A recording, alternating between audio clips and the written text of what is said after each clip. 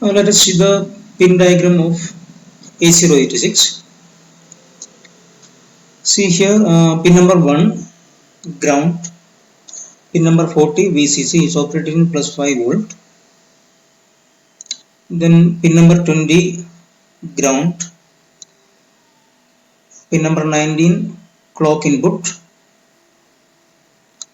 Then pin number 33. You can see here maximum mode and minimum mode. So this 8086 can be operated in two modes, minimum mode or maximum mode. When this pin number 33 is logic high, it will be operating in minimum mode, and if it is 0, it will be operating in maximum mode. What is the difference between minimum mode and maximum mode?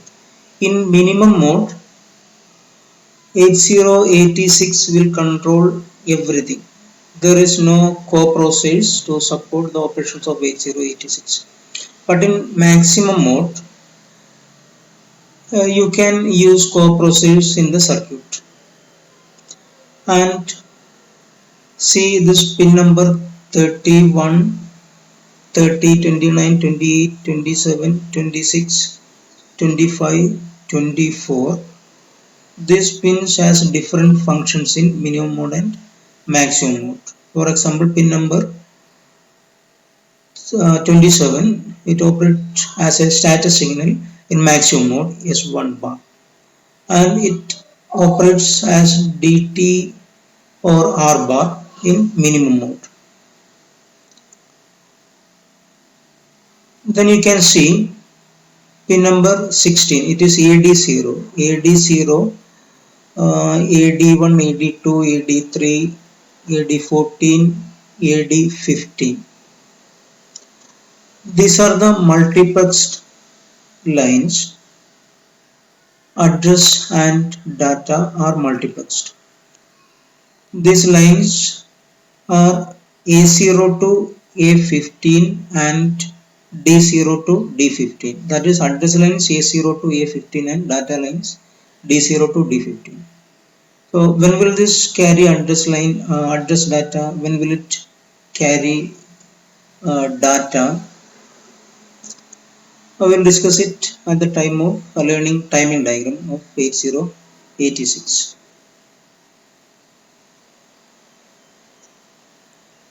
Then you can see pin number 38, A16 or S3. So these lines also multiplexed.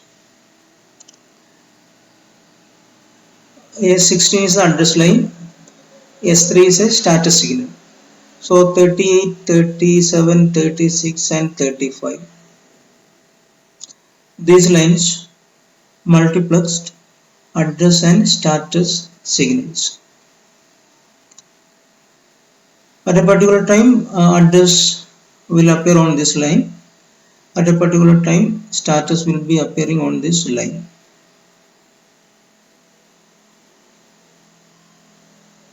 So there are 20 address lines and 16 data lines. Data lines are D0 to D15. Address lines are A0 to A19. Pin number 34, BHE bar or S7. This pin is multiplexed. S7 is the status signal. BHE bar is bus high enabled. It is used to indicate a data transfer over the higher order data bus, that is D8 to D15. To understand the function of BHE bar, we should know the arrangement of physical memory in 8086. You know 8086 has 20 address lines, the maximum 1 MB memory. This 1 MB memory is arranged as two banks, even bank and odd bank, or upper bank and lower bank. The size of each bank is 2 raised to 19 bytes. See this 20 address lines A0 to A19. A0 is used for bank selection. When A0 is 0, this bank will be activated. So remaining 19 bits are used to address the memory locations in each bank. Even bank means see the 20-bit addresses, the even addresses coming in this bank and odd addresses coming in this bank. When BHE bar equal to 0, then only this odd bank will be activated. When the microprocessor want to read or write something to an even address, memory location or device, it should make A0 equal to 0 and PHE bar is equal to 1.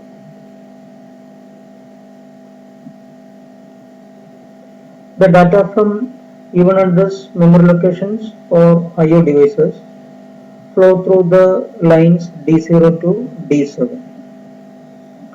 If the microprocessor want to read something from an odd address memory location or IO device, it should make BHE bar is equal to 0 and A0 equal to 1. The data from odd address locations or IO devices flow through D8 to D15.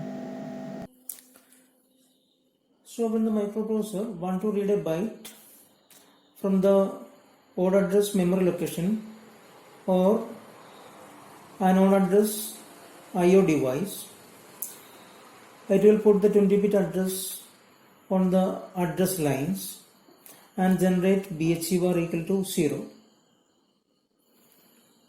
When BHE bar equal to 0, this odd bank will be activated, and using the address bits A1 to A19, see A1 to A19 is connected to odd bank and even bank. Using A1 to A19, it will select one of these locations, or it will select an odd address IO device, a memory mapped IO device, and the data from the memory location or IO device will be appearing on D8 to D15. If the microprocessor want to read an even address byte, it will put the even address on the address lines. See, for every even address, A0 bit is 0. When A0 is 0, this bank will be enabled. So the microprocessor will put the even address at the memory at the address lines and will make BHE bar equal to 1. When BHE bar equal to 1, this bank will be disabled. Since A0 and since the A0 bit of an even address is 0, this bank will be enabled. So using A1 to A19, it will select 1 byte memory location or an IO device, and the data from the memory location or the IO device will flow through D0 to D7. Next, if the microprocessor want to read a word, the word length is 2 bytes. Suppose the word is starting with an even address, 20-bit even address 00000. The first byte will be here and the second byte of the word will be here, 00001, the 20-bit address 00001. See, the 19-bit address generated from or formed from these two 20-bit addresses, that is formed from 00000 and 00001 is 00000. See here, this is the 20-bit address, the last nibble is expanded, A0 goes for bank selection, the remaining A1 to A19, it is same for the 20-bit address 00000 and 00001. So when the microprocessor put the even address 00000, the 20-bit address, and made BHE bar equal to 0, then this bank will be enabled and the A1 to A19 bits will select this location. Since A0 is 0, this bank will be enabled and A1 to A19 will select this location. So data from this location and this location, that is the entire word, is available over D0 to D15. So it is easy to read if the words start at an even address. The microprocessor can read it in a single bus cycle. But when the words start at an odd location, suppose the word is starting at 00001 and end at 00002, then it will take 2 bus cycles because the address 20-bit address 00001 and 00002, the 19-bit portion, that is A1 to A19, the 19-bit portion of these two addresses are not the same. So first it has to put the odd address over the address line and make BHE bar equal to 0. Then the data from the odd address location will be appearing on D8 to D15. After that it has to put the even address over the address line and make BHE bar equal to 1. Then the next byte of the word will be selected and the data from that byte will be available over the line D0 to D7. And suppose A0 equal to 1 and BHE bar equal to 1, then nothing will be selected. To read or write a byte at an even address, microprocessor will make BHE bar equal to 1 and A0 equal to 0. For every even address A0 is 0, the data will appear on D0 to D7. To read or write a byte at an odd address, we should make BHE bar equal to 0 and A0 bit will be 1. The data from the odd address byte will be appearing on D8 to D15. When read or write a word starting at an even address, it has to put the even address at the address lines. That will make A0 equal to 0. Then the processor has to make BHE bar equal to 0. And then data will be appearing on D0 to D15, and the reading or writing can be completed by a single bus cycle. To read or write a word starting at an odd address, first it has to put the odd address at the address lines. It will make A0 equal to 1 and microprocessor will make a BHE bar equal to 0. Then odd bank will be activated and the data at the odd address location will be appearing on D8 to D15. Then it has to put the even address at the address lines. It will make A0 equal to 0 and processor will make BHE bar equal to 1. Then even bank will be enabled and data at the even address location will be appearing on D0 to D7. It needs 2 bus cycles. In number 32, RD bar, this is active low output signal. A 0 on this line indicates that CPU is reading memory or an IO device. In number 23, test bar, this is an input signal that is tested by the wait instruction, commonly connected to 8087 core processor. As test switches to 0, that is when an active low appears on the pin, execution resumes with the next instruction in the program. So when a logic high is appearing on touch bar pin, 8086 will remain in the wait state. The wait instruction causes the CPU to enter a low power sleep mode until awakened by an interrupt. The 8086 will come out of this sleep mode once it reaches an interrupt.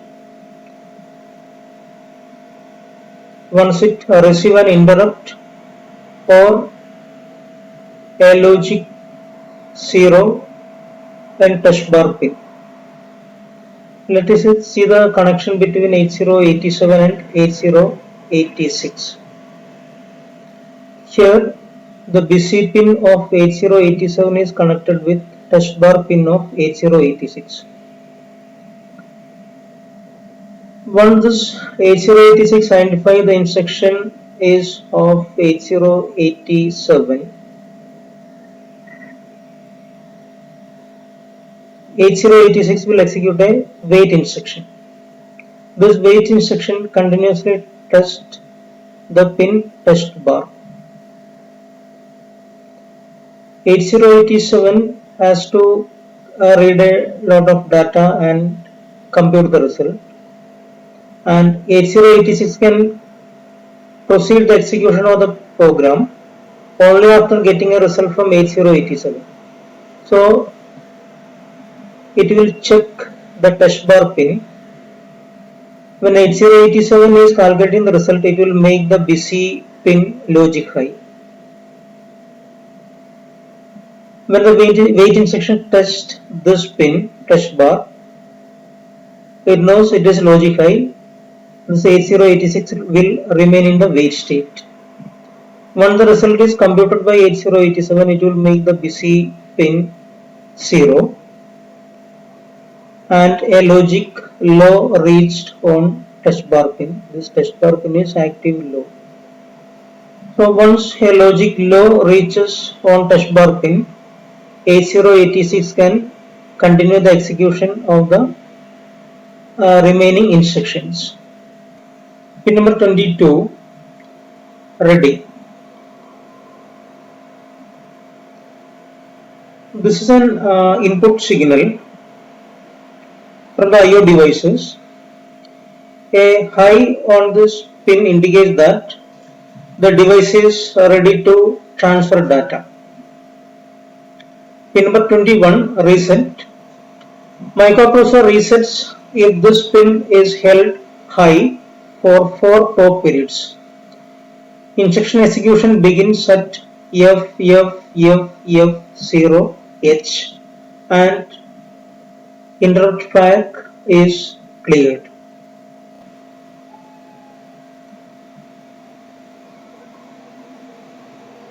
Pin number 17, NMI. Pin number 18, INTR. These are hardware interrupts of 8086. NMI is non-maskable interrupt. It is used to handle emergency situations like memory failure, etc. Any device can request for interrupt service through INTR line. This can be masked by resetting interrupt flag. On receiving an interrupt request, 8086 will acknowledge that. Next we will discuss about the status signals on pin number 34 to 38. That is the status signal S3, S4, S5, S6 and S7.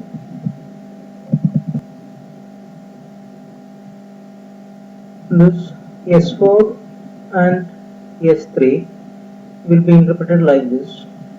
If S4 equal to 0 and S3 equal to 0, the extra segment will be used. If S4 equal to 0, S3 equal to 0, the stack segment will be used. S4 equal to 1, S3 equal to 0, the port segment will be used, or no segments. When S4 equal to 1, S3 equal to 1, data segment will be used. S6 is always low. S5 indicates the status of interrupt flag bit and S7 is unused. Next, we will discuss pin number 24 to 31 in maximum mode. Pin number 31 RQ bar or GT0 bar. Pin number 30 RQ bar or GT1 bar. These pins are bidirectional. They are used by other local bus masters to force the processor to release the system bus at the end of the processor's current bus cycle. RQ bar or GT0 bar having higher priority than RQ bar or GT1 bar. Next, pin number 29, low bar. This is an active low output signal. When this signal is active, it indicates to the other process not to ask the CPU to leave the system bus. It is activated using the lock prefix on any instruction of 8086. The lock prefix will work with a particular set of instructions in higher processes. The lock prefix appends to an instruction causes the 8086 lock signal to become logic 0. The lock instruction causes the lock pin to be activated for only the duration of the locked instruction. See the lock prefix instruction. So before the completion of move AL, N1, the CPU will not release the control of system bus. Pin number 26, 27, 28. They are status signals S0 bar, S1 bar, S2 bar. These status signals will be processed by a coprocessor and generate appropriate signals. These signals are interpreted like this: 000, that is S2 bar is 0, S1 bar is 0, S0 bar is 0.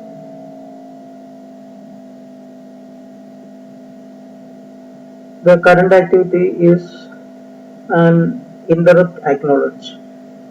001 is read IO port, 010 write IO port, 011 is halt, 100 code access, 101 read memory, 110 write memory, and 111 passing. The next pin numbers 24 and 25, QS1 and QS0. The interpretation of this signal is 00, no operation, that is QS1 is 0, QS0 is 0, no operation, and 01, first byte of opcode from the queue, 10, the prefix 2 is empty, 11, subsequent byte from the queue. These signals are used to indicate the prefetch queue status.